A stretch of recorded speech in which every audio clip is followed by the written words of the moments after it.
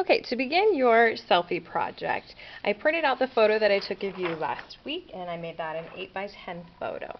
What you're going to do is you're going to be tracing in Sharpie marker on top of a piece of plastic the outlines of your face, and then you're going to be filling this in with oil pastel straight onto the piece of plastic. Remember that your background is going to be done on a separate piece of paper, and you'll have the option to paint that or use colored pencils. So the background on the plastic that's empty is what you would have to work with for your actual project space. So you need to consider that when you begin. So you're going to take your clear plastic and you're going to decide where you want to position your face on that clear plastic. If you want more background to work with, then you might move your plastic up some so that your face is lower towards the bottom edge of the plastic.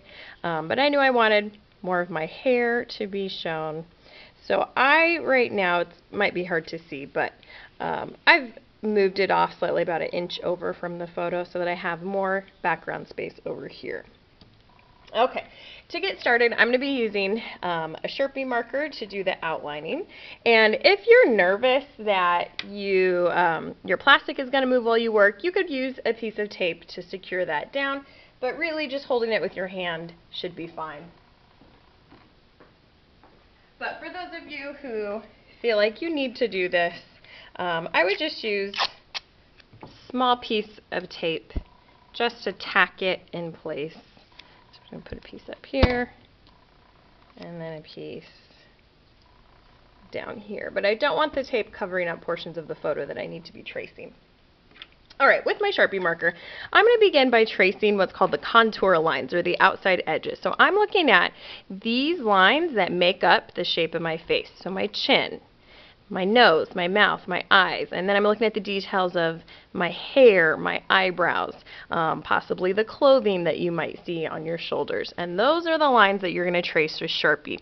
You need to be very careful when you do this, because once the line is traced, you cannot take it off the plastic because Sharpie marker is permanent.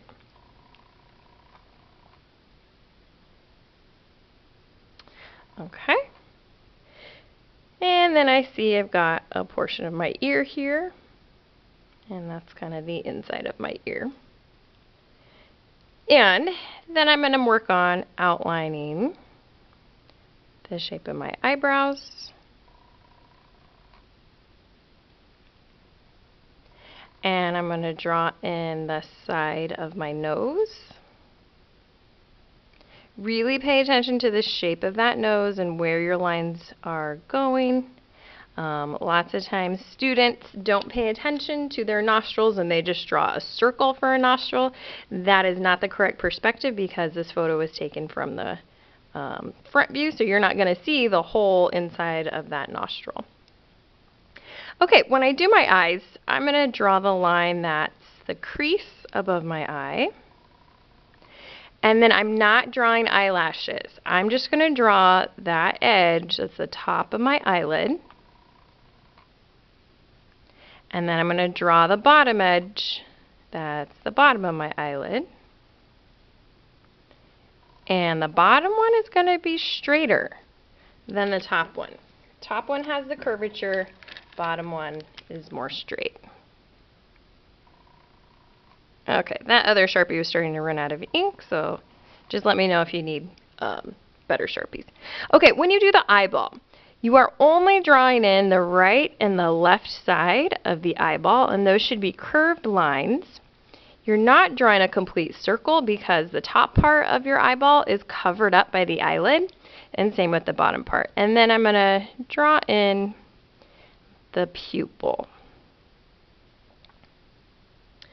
All right, now I'm gonna include my old lady wrinkles.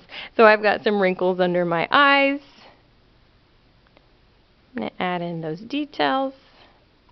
And I have some creases where I'm smiling, so I'm gonna draw in those crease lines.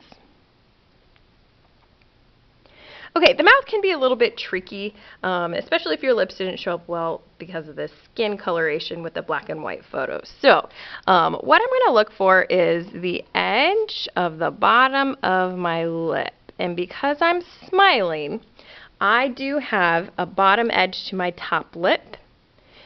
And then I also have a top edge to my top lip. But if you had your mouth closed and you weren't smiling, you're just going to see one line going between the top and the bottom lip. So just draw that one line. Okay, now I'm going to draw the top of my bottom lip and then the bottom of my bottom lip. And teeth can be really tricky to work with. It is best not to trace every single tooth, but instead try to give the impression of teeth. So I'm going to begin by just going over the bottom edges of my teeth. And then I'm just going to draw in the gum line. So little bits where I see the gums.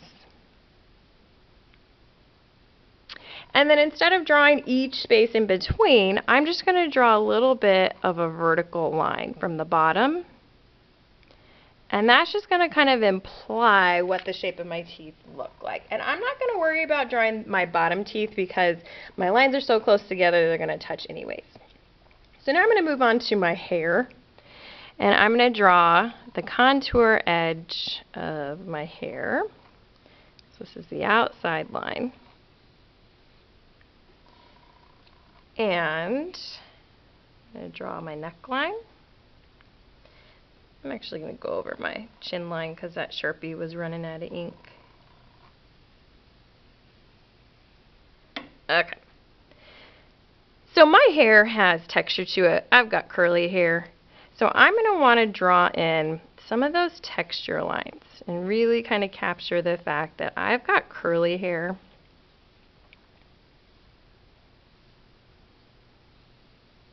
I'm going to kind of do the general shape of my bangs, and I'm just doing a few marks. I'm not taking that Sharpie and coloring in the entire section black. This is just kind of show the wavy texture of my hair.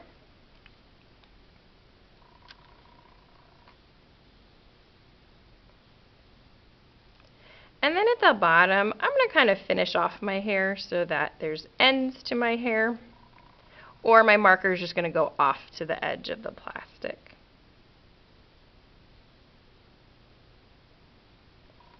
And my hair kind of wrapped around the back of my shoulder. Okay, then I was wearing a jacket, and I see a little bit of the jacket in this bottom corner. You are welcome to trace the edges of what you were wearing that particular day.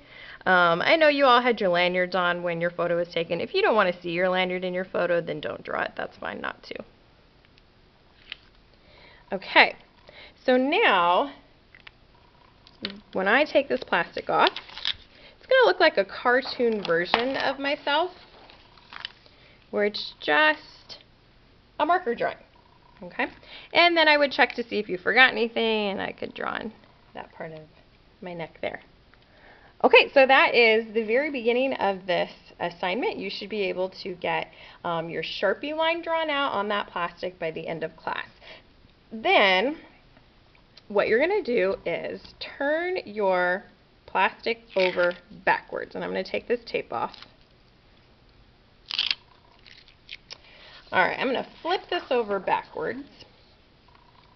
And now what I have to do is sand some of all of the back of this. I'm just going to add a line here. Okay, so Sharpie side down. Now what I'm going to do is take one of these sanding tools out of your basket. Put cap on your Sharpie, put your Sharpie back in your basket. Okay, I'm going to take this sanding tool and I'm going to begin to sand just where my portrait is. What this is doing is this is slightly scratching the surface of the plastic. And the reason we have to do this is because when we put the oil pastel down on the plastic, it's not going to stick until we sand it. When we sand it, the color can really adhere to the plastic and stay on there more permanently. If we did no sanding, then the oil pastel would just smear right off. And I'm only sanding where my portrait is. I'm not sanding the background, and I'm just going in these small circular motions, just roughing up the backside. And then when you look at your plastic, you should be able to see those scuff marks, and then you're done. And now you're ready to start to create the oil pastel on the back side that you just sanded.